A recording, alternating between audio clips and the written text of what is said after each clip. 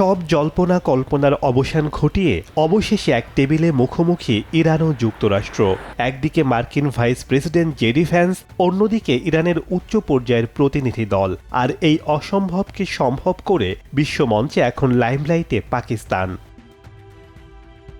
১৯৭৯ সালের পর এই প্রথম দুই দেশের প্রথম সারির নেতারা সরাসরি কোনো আলোচনায় বসলেন। পারমাণবিক কর্মসূচি এবং হরমুজ প্রণালীতে মাইন স্থাপন নিয়ে উত্তেজনা যখন তুঙ্গে, তখন এই বৈঠককে দেখা হচ্ছে ডিপ্লোম্যাটিক মাস্টার স্ট্রোক হিসেবে।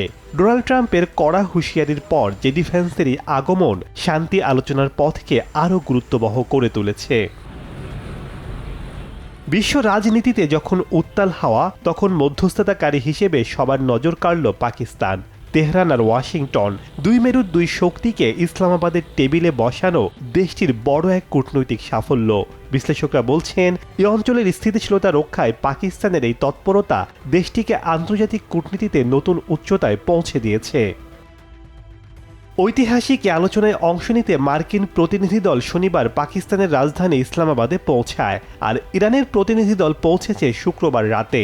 পাকিস্তানের পররাষ্ট্রমন্ত্রী ইসহাকদার জানিয়েছেন, স্থায়ী ও টেকসই সমাধানে পৌঁছাতে দুপক্ষকেই সহযোগিতা করে যেতে চায় ইসলামাবাদ।